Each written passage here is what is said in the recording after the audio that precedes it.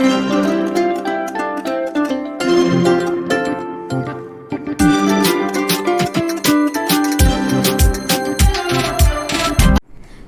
दोस्तों, अधिकतर आप लोगों ने देखा होगा कि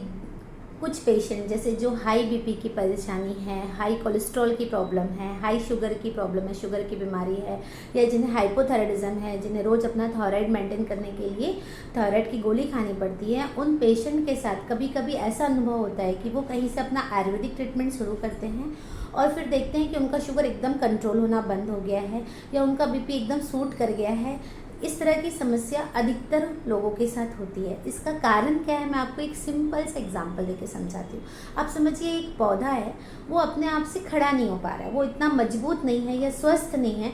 तो वो अपने आप से सबल नहीं हो पा रहा है। तो आप उसे क्या करेंगे, उसको सबल बनाने के लिए आप उस पर एक स्टिक का सहारा दे देंगे और इस दरमियान आप पौधे को या पेड़ को स्वस्थ करने के लिए क्या करेंगे, उसकी जड़ पे खाद, पानी और पोषक तत्व पहुंचाएंगे। जब पेड़ की जड़ें मजबूत हो जाएंगी और उसका तना मजबूत हो जाएगा, तो पेड़ का अगर आप धीरे धीरे धीरे सहारा हटाते हैं तो पेड़ अपने आप भी स्टैंड कर पाएगा और मजबूत हो जाएगा। दोस्तों, इस उदाहरण से आप समझ सकते हैं कि जैसे पेड़ को हम एक सहारा दे के रखते हैं हमेशा, ये सहारा हमारी मॉडर्न मेडिसिन की दवाइयाँ होती हैं जिससे आपका बीपी, शुगर कंट्रोल रहता है। आप आयुर्वेदिक ट्रीटमेंट शुरू करते हैं तो आप उसकी जड़ पे पोषण, पानी और न्यूट्रिशन देना शुरू करते हैं। मतलब आपके शरीर में आप उस सिस्टम से जिसकी वजह से आपको ये समस्याएं हैं उस पर काम करना शुरू करते हैं। तो ये प्रैक्टिकल पॉसिबल नहीं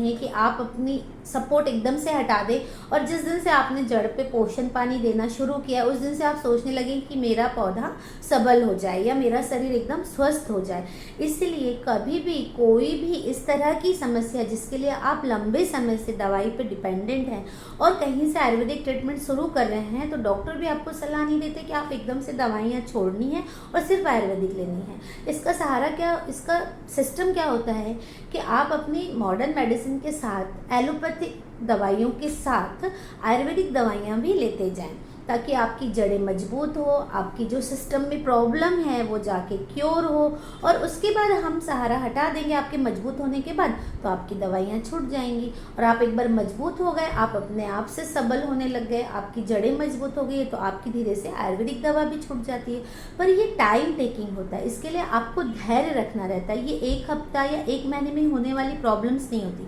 और ये डिपेंड करता है बहुत सारे सिचुएशंस पे कि आपको बीपी की समस्या क्यों हुई है, आपको शुगर की बीमारी आपके मम्मी पापा को भी था, आपके परिवार से आया है क्या, आपकी जीवन शैली ऐसी है क्या जिसकी वजह से आपको ये समस्या हुई है। इन सब कारणों के ऊपर डिपेंड रहता है कि आपके शरीर में ये क्योर होने के लिए कितना समय लगेगा आयुर्वेद से। तो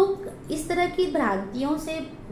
इस तरह की ट्रीटमेंट जो होती है कि हमने नेट पे देखा और हमने आप दवाइयाँ शुरू कर दी और हमारी मॉडर्न मेडिसिन से एलोपैथिक दवा एकदम बंद कर दी, ये बहुत ही जानलेवा और ख़तरनाक हो सकता है आपके लिए। इसलिए कभी भी आप आयुर्वेदिक ट्रीटमेंट करते हैं तो किसी भी आयुर्वेद विशेषज्ञ से सलाह लेके करिए और साथ में आप अपनी इस तरह की जो समस्याएं हैं उसकी जो दवाइयाँ हैं उनका सपोर्ट एकदम से मत छोड़िए, तो आपका ट्रीटमेंट सही तरीके से होगा और आपको उसका फ़ायदा मिलेगा। High cholesterol, high BP, high sugar, hypothyroidism, thyroid, ये सब जीवन शैली से रिलेटेड डिसऑर्डर्स होते हैं और इसमें आयुर्वेद की औषधि व जीवन शैली व पंचकर्म से आपको बहुत फ़ायदा होता है। पर इसके लिए बहुत सारे पॉइंट्स पे निर्भर रहना पड़ता है कि ये नवीन व्याधि है, आपको अभी हुई है या आपको ये परेशानी बहुत लंबे समय तक है, आप एलोपैथिक मेडिसिन पे कब से डिपेंडेंट हैं। तो ये सब बातें आपके वैद्य के साथ कंसल्ट करने के बाद धैर्य के साथ अगर आप एक प्रॉपर विजन के साथ ये ट्रीटमेंट शुरू करते हैं